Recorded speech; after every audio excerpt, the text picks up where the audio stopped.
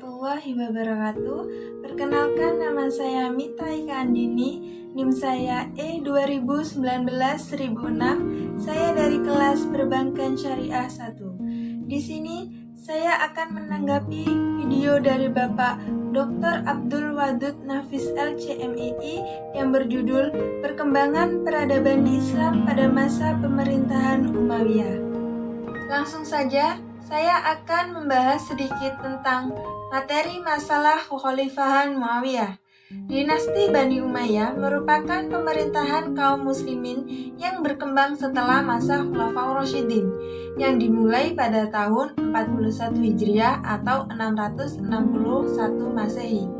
Keberhasilan Muawiyah mendirikan dinasti Umayyah bukan hanya kemenangan diplomasi dalam perang Siffin dan terbunuhnya Ali bin Abi Thalib, melainkan sejak semula Muawiyah memiliki basis rasional yang solid sebagai landasan pembangunan masa depan. Selain itu, ia mendapatkan dukungan yang kuat dari Suriah dan keluarga Bani Umayyah. Ia merupakan seorang administrator yang sangat bijaksana dalam menempatkan para pejabat-pejabatnya, serta memiliki kemampuan yang menonjol sebagai negarawan sejati.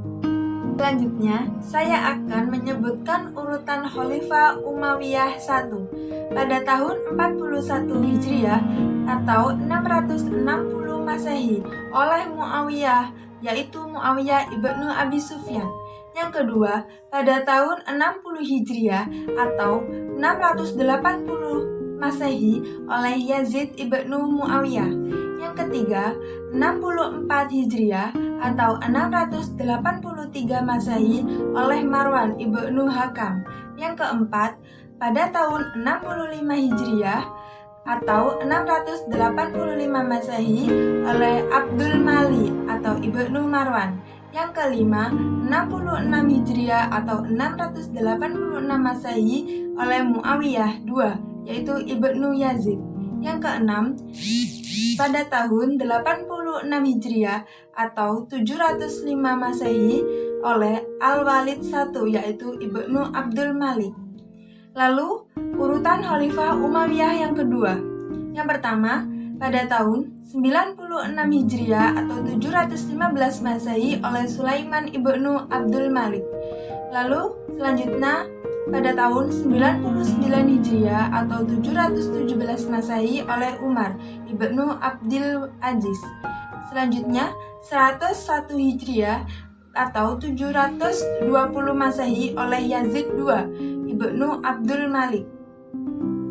Yang keempat, 105 Hijriah atau 724 Masehi oleh Hisham ibnu Abdul Malik.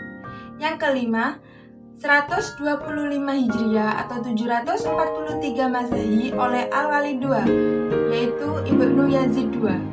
Yang selanjutnya, 126 Hijriah atau 744 Masehi oleh Ibrahim atau ibnu Al-Walid II. Yang terakhir, pada tahun 127 Hijriah sampai 123 Hijriah atau 744 sampai 750 Masehi oleh Marwan II, yaitu ibnu Muhammad. Selanjutnya, saya akan menjelaskan tentang pola pemerintahan Bani Umayyah. Yang pertama, ibu kota dipindah dari Madinah ke Damaskus. Yang kedua, perubahannya sistem pemerintahan demokrasi menuju sistem pemerintahan monarki hederistis atau kerajaan turun-menurun. Yang ketiga, khalifah yang terkenal fanatik kearabannya. Yang keempat, kehidupan keluarga Muawiyah yang berkelimang harta dan terisolasi dari masyarakat. Lalu, saya akan menyebutkan organisasi pemerintahan pada masa Bani Umayyah. Yang pertama, An-Nizamus Siyasi, yaitu organisasi politik. Yang kedua, An-Nizamus Idari, yaitu organisasi tata usaha negara.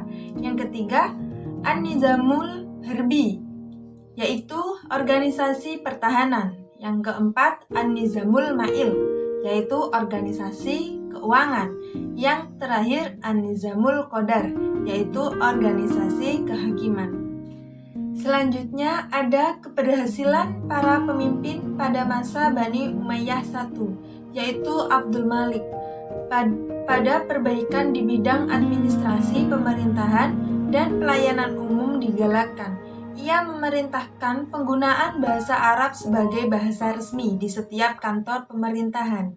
Selain itu, bahasa Yunani digunakan di Suriah, bahasa Persia di Persia, dan bahasa Kipti.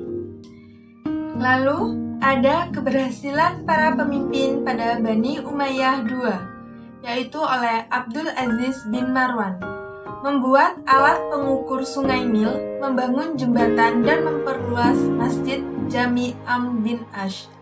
Lalu, Hajj bin Yusuf melakukan perbaikan sistem irigasi dengan mengalirkan air sungai Tigris dan Efrat ke seluruh pelosok Irak sehingga kesuburan tanah pertanian terjamin.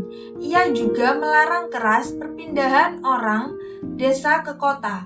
Kehidupan ekonomi pun dibangun dengan memperbaiki sistem keuangan, alat timbangan, takaran, dan ukuran. Selanjutnya, keberhasilan para pemimpin pada Bani Umayyah III, yaitu Al-Walid. Kesejahteraan rakyat mendapat perhatian besar. Ia mengumpulkan anak yatim, memberi mereka jaminan hidup, dan menyediakan guru untuk mengajar mereka. Bagi orang yang cacat, ia menyediakan pelayanan khusus yang diberi gaji. Orang buta diberikan penuntun, dan bagi orang lumpuh disediakan perawat. Ia juga mendirikan pembangunan khusus untuk orang kusta agar mereka dirawat sesuai dengan persyaratan kesehatan. Yang terakhir ada keberhasilan para pemimpin pada masa Bani Umayyah IV, yaitu oleh Umar bin Abdul Aziz, melakukan pembersihan di kala keluarga Bani Umayyah. Tanah-tanah atau harta lain yang pernah diberikan kepada orang tertentu dimasukkannya ke dalam Baitul Mal. Melakukan pemecatan terhadap penjabat yang sewenang-wenang. Pajak yang dipungut dari orang Nasrani dikurangi. Zizah atau pajak yang masih dipungut dari orang yang telah masuk Islam di antara mereka dihentikan. Dengan demikian mereka berbondong-bondong masuk Islam. Melakukan perbaikan lahan pertanian, penggalian sumur baru, pembangunan jalan, penyediaan tempat penginapan bagi para musafir, memperbanyak masjid dan sebagainya.